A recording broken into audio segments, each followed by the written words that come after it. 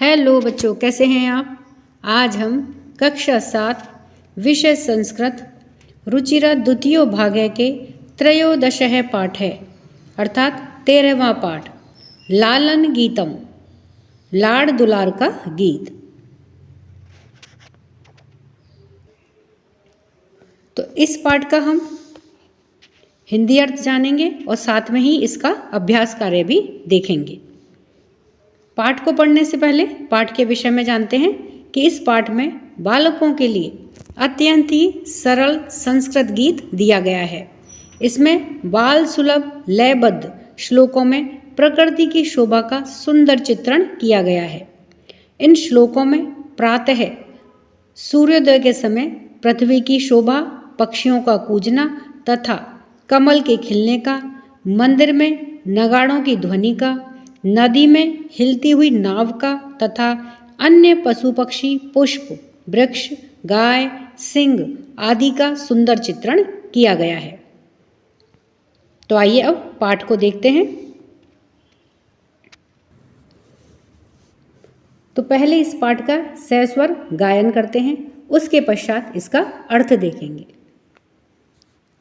उदिते सूर्य धरणी विहसति, पक्षी कूजति कमलम विकसति, नदति मंदिरे उच्चैर्ढक्का, सरितः सलिले सेलति नौका, पुष्पे पुष्पे नानारङ्गाः, तेषु डयन्ते चित्रपतङ्गाः, वृक्षे वृक्षे नूतनपत्रम्, विविधैर्वर्णैर्विभाति चित्रम्, धेनुः प्रातर्यक्षति दुग्धम्, शुद्धं स्वच्छं मधुरं स्निग्धम्, गहने विपिने व्याघ्रो गर्जति, उच्चैस्तत्र च सिंहः नर्दति, हरिणो अयं खादति नभघासं, सर्वत्र च पश्यति सविलासम्, उष्ट्रः तुङ्गः मन्दं गच्छति, पृष्ठे प्रचुरं भारं निवहति, घोटकराजः क्षिप्रं धावति, धावनसमये किमपि न खादति, पश्यत भल्लुकम् इमं करालं, नृत्यति थै कुरुकरतालम्। संपदानंद मिश्र है के द्वारा यह गीत रचा गया है। तो आइए अब इन श्लोकों का हम अन्वय देखते हैं और साथ में ही इनका भावार्थ भी देखते हैं। तो देखिए, पहला श्लोक है उदिते सूर्य धरणी विहसति, पक्षी कूजति कमलम विकसति। अन्वय है कि सूर्य उदिते धरणी विहसति, पक्षी कूजति कमलम च विकसति। तो सूर्य उदिते उदित होने पर, उगने पर, धरणी धरणी अर्थात जो धारण करती है धरती, विहसति हंसती है या मुस्कुराती है। तो सूर्य के उदित होने पर धरती मुस्कुराती है। पक्षी कूजति पक्षी कुंजन करते हैं। कमलम च विकसति और कमल खिलते हैं। तो भावार्थ है कि सूर्य के उगने पर धरती हंसती है, मुस्कुराती है, अर्थात सभी जगह प्रकाश फैल जाता है, पक्षी कूजने लगते हैं और कमल खिलते हैं। दूसरा श्लोक है नदति मंदिरे उच्चैर्ढक्का, सरितः सलिले सेलति नौका। अब इसका अन्वय देखते हैं कि प्रातः काले मंदिरे ढक्का उच्चहि नदति, सरितः सलिले नौका सेलति।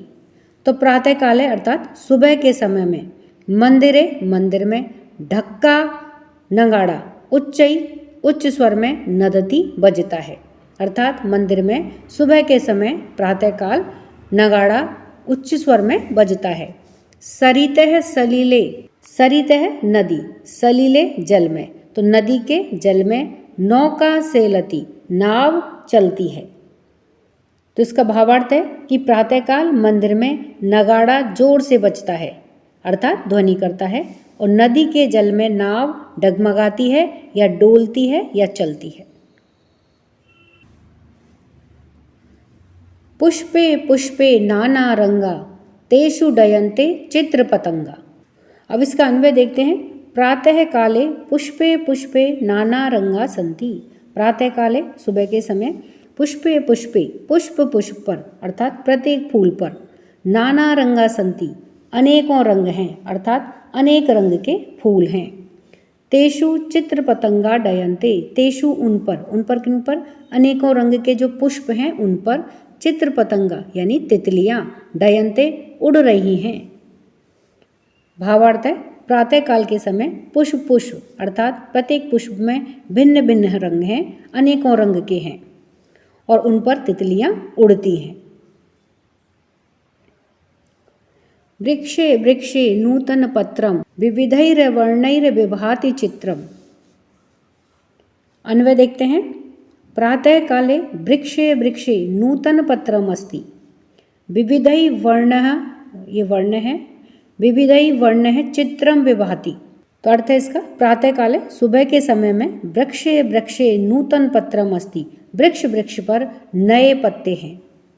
विविधै वर्णै विविधै विभिन्न प्रकार के वर्णै वर्ण के रंग के चित्रम विभाति चित्र विभाति सुशोभित हो रहे हैं अर्थात अनेकों रंगों वाला यह चित्र सुशोभित हो रहा है। भावार्थ है इसका कि प्रातःकाल प्रत्येक पेड़ पर नए पत्ते हैं, विभिन्न रंगों से चित्र या दृश्य सुशोभित हो रहा है। धेनुः प्रातर्यच्छति दुग्धम शुद्धम स्वच्छम मधुरम स्निग्धम। अन्वय देखते हैं। प्रातः धेनुः शुद्धम स्वच्छम मधुरम स्निग्धम दुग्धम यच्छति। प्रातः अर्थात सुबह के समय, धेनुः गाय, शुद्धम शुद्ध, स्वच्छम स्वच्छ पवित्र, मधुरम मिठास लिए हुए, स्निग्धम चिकनाई वाला चिकनाई लिए हुए, दुग्धम यच्छति दूध देती है। और इसका भावार्थ है कि प्रातःकाल के समय गाय शुद्ध स्वच्छ मीठा और चिकना दूध देती है। गहने विपिने व्याघ्रो गर्जति उच्च से तत्र च सिंह नर्दति। अन्वय है गहने विपिने व्याघ्र गर्जति तत्र सिंह उच्चै नर्दति। तो गहने अर्थात गहन घना, विपिने जंगल में, व्याघ्र गर्जति बाघ गरजता है, तत्र वहाँ पर, सिंह शेर, उच्चई जोर से, नर्दति दहाड़ता है। भावार्थ है घने जंगल में बाघ गरजता है और सिंह जोर से दहाड़ता है। हरिणो अयम खादति नवघासम सर्वत्र च पश्यति सविलासम। तो इसका अन्वय है अयम हरिणः नवघासम खादति सर्वत्र च सविलासम पश्यति। अयम हरिण यह हिरण नवघासम खादति नवीन उगी हुई घास को खादति खा रही है या खा रहा है। सर्वत्र च और सभी जगह, सविलासम पश्यति सविलासम विलासिता के साथ अर्थात आनंद के साथ, पश्यति देख रहा है। भावार्थ है इसका कि यह हिरण या मृग नई घास को, मुलायम उगी हुई नवीन घास को खा रहा है और चारों ओर विलासपूर्वक अर्थात प्रसन्नता से या आनंद के साथ में देख रहा है। उष्ट्रः तुंगे मंदम गच्छति पृष्ठे प्रचुरम भारम निवहति। अन्वय है तुंगः उष्ट्रः मंदम गच्छति सह पृष्ठे प्रचुरम भारम निवहति। तो तुंग है अर्थात ऊंचा, उष्ट्र है ऊंट, मंदम गच्छति मंदम धीरे धीरे, गच्छति चलता है या जा रहा है, सह वह कौन? उष्ट्र है। पृष्ठे पीठ पर, प्रचुरम भारम प्रचुरम अत्यधिक, भारम वजन या भार को, निवहति ढोता है। भावार्थ है कि ऊंचा ऊंट धीरे धीरे चलता है और वह पीठ पर बहुत अत्यधिक भार को ढोता है। घोटक राज है क्षिप्रम धावती, धावन समये किमपि न खादति। अन्वय है घोटक राज है क्षिप्रम धावती, सह धावन समय किमपि न खादति। तो देखिए घोटक राज है अर्थात घोड़ों का राजा, श्रेष्ठ घोड़ा। क्षिप्रम धावती तेज दौड़ता है। सह वह कौन? घोटक राज। धावन समय दौड़ते समय, किमपि कुछ भी, न नहीं खादति खाता है, और दौड़ते समय वह कुछ भी नहीं खाता है। भावार्थ है कि घोड़ा तेजी से दौड़ता है, यानी कि घोड़ों का जो राजा है वह तेजी से दौड़ता है और दौड़ते समय कुछ भी नहीं खाता है। पश्यत भल्लुकम एवं करालम, नृत्यति थ थई कुरु करतालम। अन्वय है इमम करालम भल्लुकम पश्यत, अयम थ थई नृत्यति करतालम कुरु। इमम करालम, इमम इस, करालम भयंकर, भल्लुकम भालू को, पश्यत देखो, तो इस भयंकर या भयानक भालू को देखो। अयम यह, था थई नृत्यति नृत्य करता है, अर्थात यह था थई करके नृत्य करता है। करतालम कुरु, करतालम अर्थात ताली, कुरु बजाओ। ये इस पाठ से संबंधित शब्दार्थ हैं। उदिते उगने पर, निकलने पर, उदय होने पर। नदति आवाज ध्वनि करता है, नाद करता है। उच्चई ऊंची आवाज में जोर से। ढक्का नगाड़ा। सेलती डगमगाती है, हिलती डुलती है, डोलती है। डयंते उड़ते हैं। चित्र पतंगा तितलियां। वर्णही रंगों से। विभाति सुशोभित होता है। स्निग्धम मुलायम चिकना। गहने घने। विपिने जंगल में। नर्दती दहाड़ता है। तुंग है ऊंचा। निवहति ढोता है। क्षिप्रम जल्दी से, तेजी से। भल्लुक है भालू। करालम भयानक। करतालम ताली। तो इस प्रकार से ये सभी इस पाठ से संबंधित शब्दार्थ हैं। त्रयोदश पाठ है लालन गीतम। तो अब इस पाठ के हम प्रश्न उत्तर देखते हैं। प्रश्न 1, गीतम सस्वरम गायत, गीत को स्वर पूर्वक गाइए। तो देखिए जब हमने पाठ का अर्थ देखा था उस समय हमने गीत को स्वस्वर गाया था। तो बच्चों आप इसको पाठ के अर्थ के समय देख सकते हैं। प्रश्न 2, एक पदेन उत्तर, एक पद में उत्तर दीजिए। तो यहाँ पर देखिए कुछ प्रश्न दिए गए हैं जिनके उत्तर हमें एक शब्द में देने हैं। तो आइए इन्हें देखते हैं उत्तर के साथ में। क्या प्रश्न है? का विहसति, कौन मुस्कुराता है, कौन हंसता है। तो उत्तर हमें एक शब्द में देना है। तो क्या होगा? धरती अर्थात या फिर पृथ्वी। ख है किम विकसति, क्या खिलता है। तो क्या खिलता है? कमलम कमल। घ है व्याघ्र कुत्र गर्जति, बाघ कहाँ गर्जता है, कहाँ दहाड़ता है। तो उत्तर है गहने विपिने, घने जंगल में। घ है हरिण किम खादति, हिरण क्या खाता है। तो क्या खाता है हिरण? नव घासन, नवीन घास को। अण है मंदम कह गच्छति, धीरे धीरे कौन चलता है। तो कौन चलता है धीरे धीरे? उष्ट्र है ऊंट।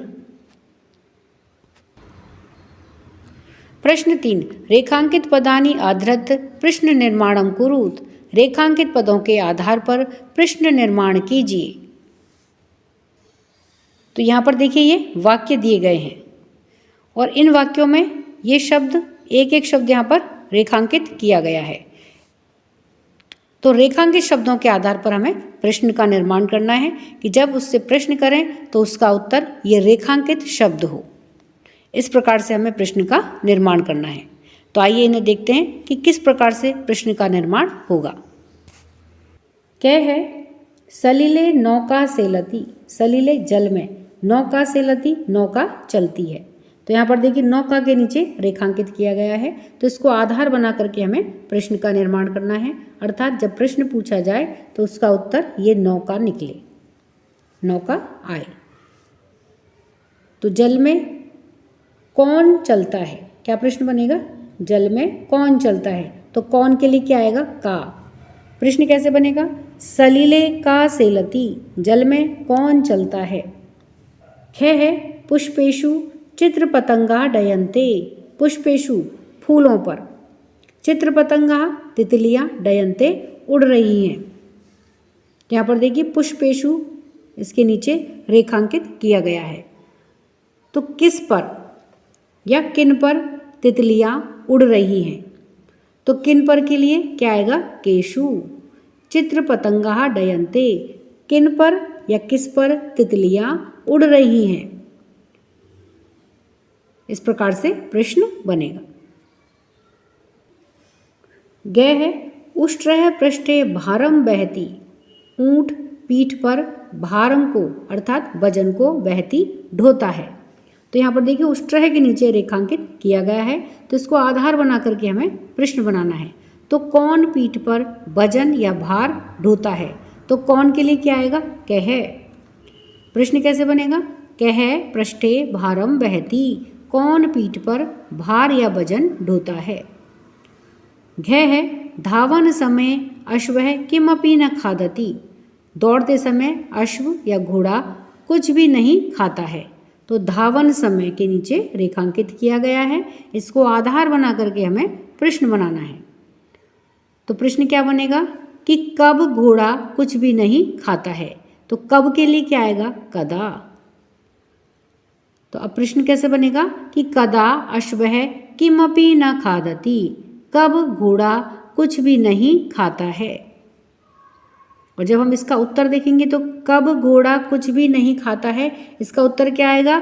धावन समय अश्वः किमपि न खादति, दौड़ते समय घोड़ा कुछ भी नहीं खाता है। इस प्रकार से हमें प्रश्न का निर्माण करना होता है।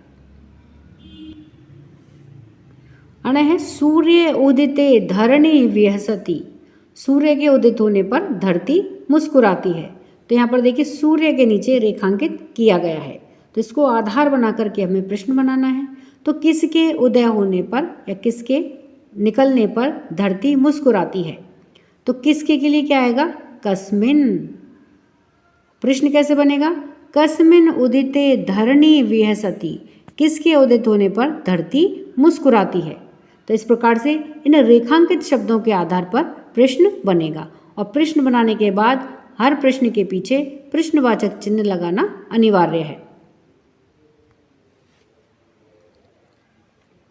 प्रश्न 4, मंजूषातः समानार्थक पदानि चित्वा लिखत, मंजूषा से समानार्थक पद चुन करके लिखिए। तो यहाँ पर देखिए ये मंजूषा या बॉक्स या पेटी दी गई है जिसमें कुछ शब्द दिए गए हैं, और यहाँ पर ये देखिए ये शब्द दिए गए हैं जिनके सामने रिक्त स्थान दिए गए हैं। तो इन शब्दों के हमें समानार्थक शब्द लिखने हैं, और वे समानार्थक शब्द हमें इस बॉक्स में से ढूंढ करके यहाँ रिक्त स्थानों में लिखने हैं। तो आइए इन्हें देखते हैं कि इनके सामने कौन से उचित समानार्थक शब्द हैं जो इस बॉक्स में से हमने छांट करके लिखे हैं। तो समानार्थक शब्द क्या होते हैं? जिनके अर्थ समान हों, एक जैसे अर्थ वाले। तो जैसे धरणी, तो धरणी को और क्या कहते हैं? पृथ्वी। करालम भयंकरम भयानक, सलिले जले, विपिने वने, हरिणः मृगः, मंदिरे देवालये। तो इस प्रकार से ये इन शब्दों के समानार्थक शब्द हैं जिनको कि हमने मंजूषा में से छांट करके यहाँ इनके सामने लिखा है। प्रश्न 5, विलोम पदानि मेलयत, विलोम पदों को मिलाइए। तो यहाँ पर देखिए कुछ शब्द दिए गए हैं जिनके विलोम शब्द यहाँ सामने दिए गए हैं, लेकिन उनके स्थान भिन्न भिन्न हैं। तो हमें इन्हें उचित स्थान के साथ में, विलोम शब्द के साथ में मिलाना है। तो आइए इन्हें देखते हैं। शब्द है मंदम। अब इसका उल्टा शब्द या विलोम शब्द क्या हुआ? क्षिप्रम, शीघ्र। नीचई अर्थात धीरे धीरे। उच्चई, जोर से। कठोर है, इसका विलोम शब्द हुआ या इसका उल्टा अर्थ क्या होगा? स्निग्धम, मुलायम, चिकना। पुरातनम, पुराना। और उल्टा शब्द क्या हुआ उसका? विलोम शब्द क्या होगा? नूतनम, नया।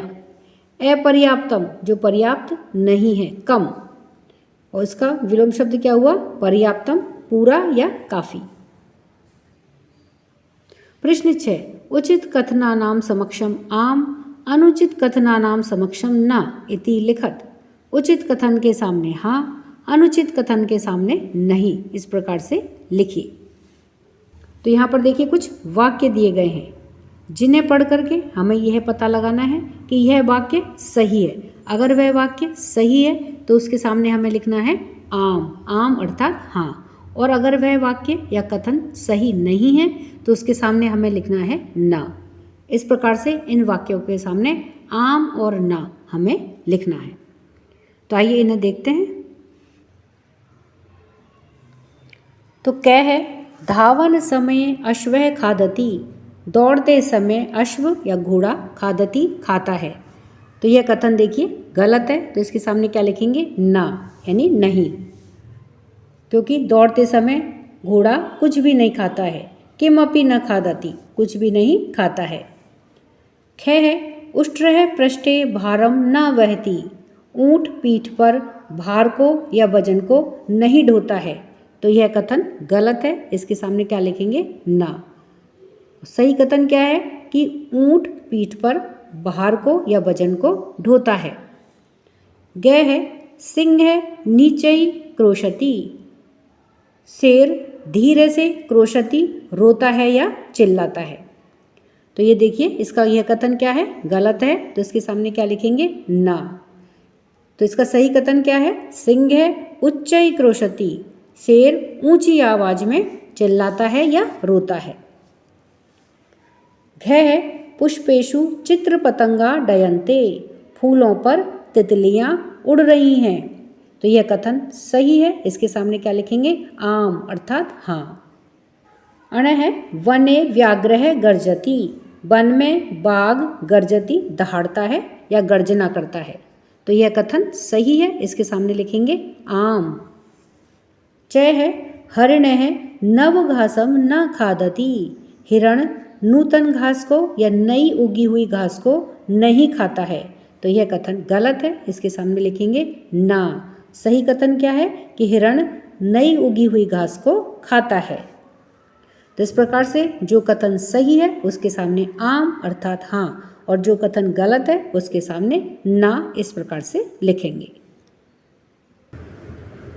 प्रश्न 7, अधोलिखितानि पदानि निर्देशानुसारम परिवर्तयत। अधोलिखित नीचे लिखे हुए शब्दों को निर्देश के अनुसार बदलिए।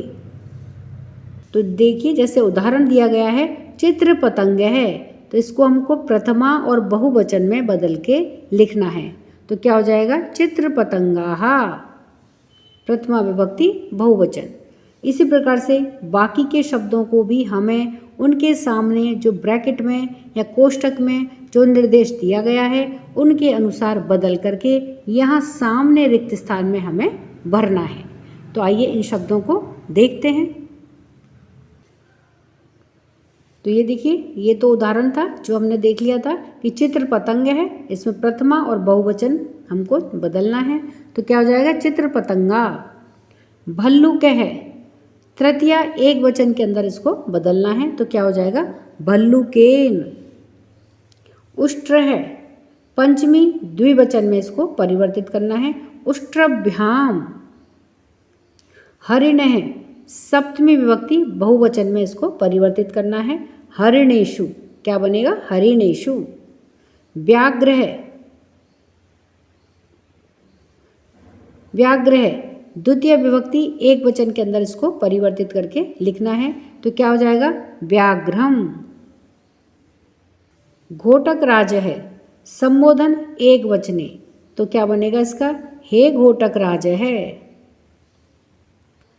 प्रश्न 8, चित्रम दृष्ट्वा मंजूषातः पदानि च प्रयुज्य वाक्यानि रचयत। चित्र को देख करके और मंजूषा से पद को चुन करके वाक्य बनाइए। तो देखिए यह चित्र दिया गया है, जो एक बगीचे का चित्र दिखाई दे रहा है, जिसमें हम क्या देख रहे हैं कि बच्चे खेल रहे हैं, पक्षी उड़ रहे हैं, रंग बिरंग के फूल यहाँ देखिए बगीचे में खिल रहे हैं। तो जो हम देख रहे हैं वह उससे हमें और मंजूषा से कुछ शब्दों को चुन करके हमें वाक्य बनाने हैं। तो आइए इन्हें देखते हैं कि किस प्रकार से वाक्य बनेंगे। और ये देखिए ये बॉक्स दिया गया है जिसके अंदर शब्द दिए गए हैं। तो इन शब्दों का उपयोग करते हुए और चित्र को देखते हुए हमें वाक्यों का निर्माण करना है। तो आइए इन्हें देखते हैं कि किस प्रकार से वाक्यों का निर्माण होगा। तो वाक्य है, प्रातः सूर्य है उदेति। प्रातः सुबह के समय सूर्य उदित होता है। खगाः कूजन्ति, पक्षी कूंच रहे हैं, चहचहा रहे हैं। कमलानि विकसन्ति, कमल खिल रहे हैं। चित्र पतंगा डयन्ते, तितलियां उड़ रही हैं। बालाः क्रीडन्ति, बच्चे खेल रहे हैं। तो इस प्रकार से इस चित्र को देख करके और बॉक्स में से शब्दों का प्रयोग करते हुए ये वाक्य बनाए हैं। तो इस प्रकार से बच्चों हमने इस पाठ से संबंधित पाठ का अर्थ, शब्दार्थ और साथ में ही ये अभ्यास कार्य को भी देखा है। वीडियो पसंद आने पर वीडियो को लाइक करें, शेयर करें। चैनल पर नए हैं तो सब्सक्राइब करना ना भूलें। मिलते हैं नए वीडियो में। इसी के साथ धन्यवाद।